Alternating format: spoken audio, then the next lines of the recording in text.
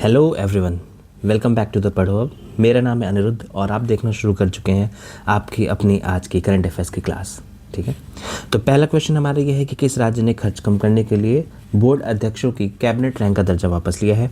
Which state withdrew cabinet rank status for board chairperson to reduce expenditure. आपके options हैं पंजाब, हरियाणा, हिमाचल या उत्तराखंड।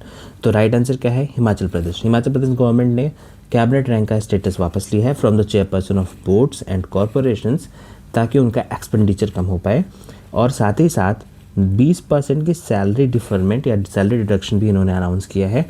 क्यों? क्योंकि अपना खर्च ये कम करना चाह रहे हैं। तो हिमाचल प्रदेश सरकार ने खर्च कम करने के लिए बोर्डों और निगमों के अध्यक्षों से कैबिनेट रैंक का दर्जा वापस ले लिया है। 30 सितंबर 2026 तक वेतन में 20% की कटौती की भी घोषणा की गई है। ठीक है, अगली न्यूज़ देखते हैं। अच्छा, अगली न्यूज़ से पहले हम ये क्वेश्चन एक सॉल्व कर लेते हैं कि which constitutional amendment explicitly inserted the term cabinet into the Indian constitution. अब चूंकि यहाँ पे कैबिनेट स्टेटस की बात चल रही है तो ये क्वेश्चन आपके लिए इंपॉर्टेंट हो जाता है। तो आपके लिए राइट आंसर क्या होगा? 44th constitutional amendment. 44th constitutional amendment act ने कैबिनेट वर्ड इंसर्ट किया था एक्सप्लिसिटली इन द कॉन्स्टिट्यूशन, और ये वर्ड सिर्फ एक ही बार मेंशन है आपके कॉन्स्टिट्यूशन ऑफ इंडिया में। ठीक है, now welcome to the next news. Next news है कि घोड़े जात्रा किस देश में मनाया जाने वाला एक पारंपरिक उत्सव है। ये किस कंट्री का ट्रेडिशनल फेस्टिवल है? आपके ऑप्शंस हैं भूटान, इंडिया, नेपाल या श्रीलंका। ठीक, तो हमारा न्यूज़ क्या है कि अभी हाल ही में घोड़े जत्रा, जिसको हम बोलते हैं हॉर्स रेसिंग डे, सेलिब्रेट किया गया काठमांडू वैली में। और काठमांडू वैली कहाँ पे है? नेपाल में। तो आपका राइट आंसर क्या हो जाएगा? नेपाल। नेपाल में हाल ही में घोड़े जत्रा फेस्ट ऑर्गेनाइज किया गया है और ये एनुअली मनाया जाता है on the new moon day, जिसको हम बोलते हैं चैत्र मंथ के। तो चैत्र मंथ के जो नया न्यू मून डे होता है या अमावस्या का जो होता है, जिसको वहाँ पे वो क्या बोलते हैं लोग कि गुरुमप्पा के जो डेमन है, जो राक्षस है, उसकी आत्मा को भगाने के लिए मना रहे हैं।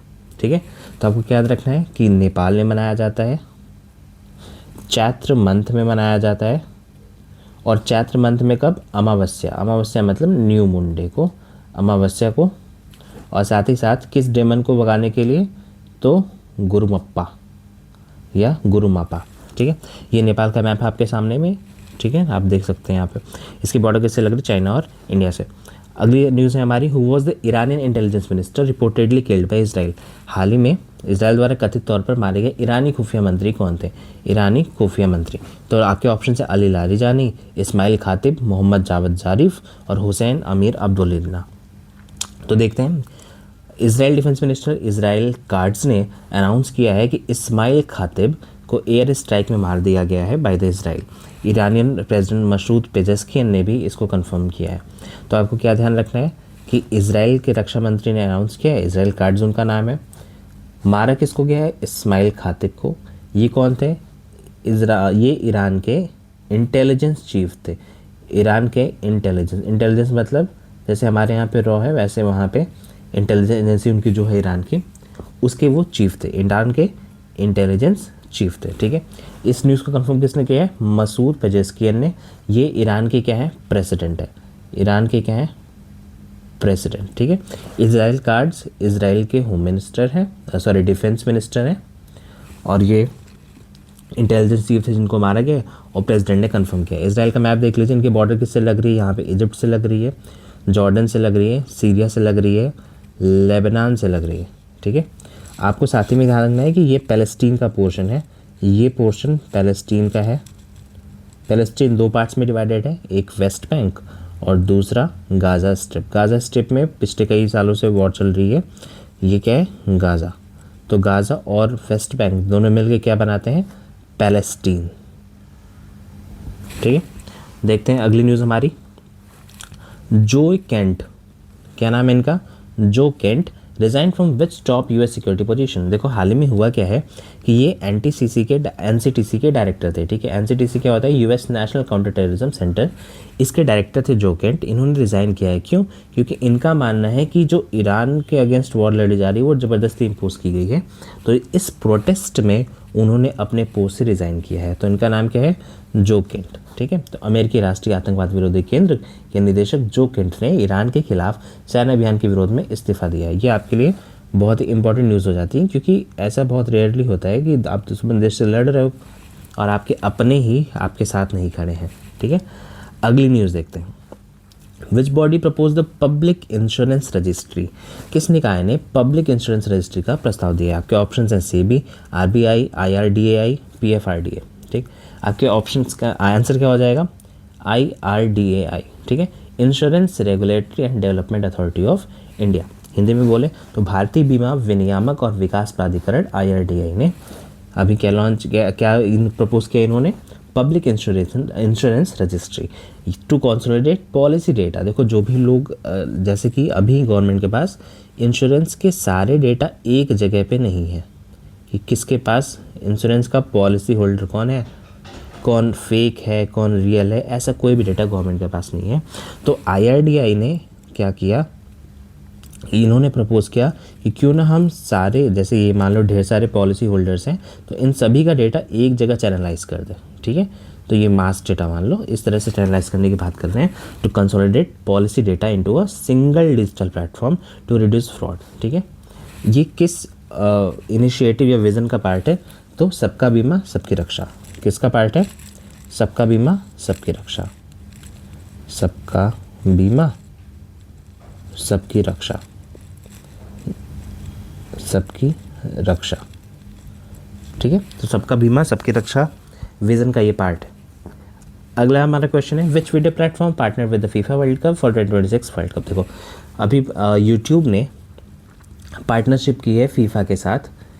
क्यों? क्योंकि वो यूट्यूब को यूथ तक पहुंचाने के लिए फीफा चाहती है कि हर गेम के स्टार्टिंग के 10 मिनट्स यूट्यूब पे लाइव दिखाए जाए टू एंगेज यंगर फैंस। ठीक है, तो यंगर फैंस के लिए फीफा ने यूट्यूब के साथ टाई अप किया है। तो फीफा ने यूट्यूब के साथ टाई अप किया है किसके लिए? 10 मिनट 10 मिनट की मैच दिखाने के लिए लाइव। ठीक है, किसकी? तो वर्ल्ड कप की, फीफा की। ठीक, अगला हमारा क्वेश्चन है, which state pass the repealing bill 2026 to scrap 80 outdated laws. तो देखो, आपके ऑप्शन हैं गुजरात, महाराष्ट्र, कर्नाटक, मध्य प्रदेश। किस राज्य ने 80 पुराने कानूनों को समाप्त करने के लिए निरसन विधेयक 2026 पारित किया? तो आपका आंसर क्या हो जाएगा? महाराष्ट्र। देखो, महाराष्ट्र की लेजिस्लेटिव असेंबली ने अभी रिपेलिंग बिल पास किया है, जिसमें वो लगभग 80 आउटडेटेड लॉज को हटाने वाले हैं अपने यहाँ पे, जिनमें बॉम्बे अकबरी एक्ट भी शामिल है। तो महाराष्ट्र विधानसभा ने 80 पुराने कानूनों को समाप्त करते हुए महाराष्ट्र निरसन विधेयक 2026 पारित किया।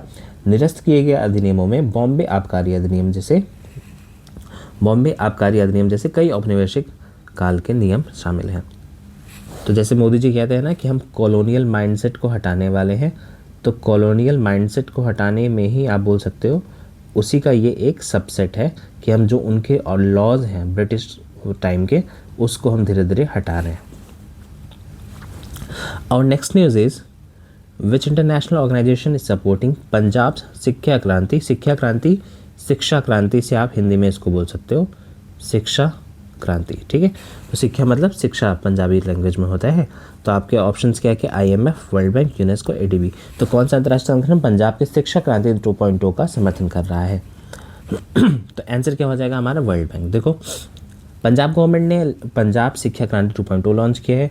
इनका बजट कितना है इस चीज़ के लिए? 3500 करोड़ का वर्ल्ड बैंक के साथ कर रहे हैं।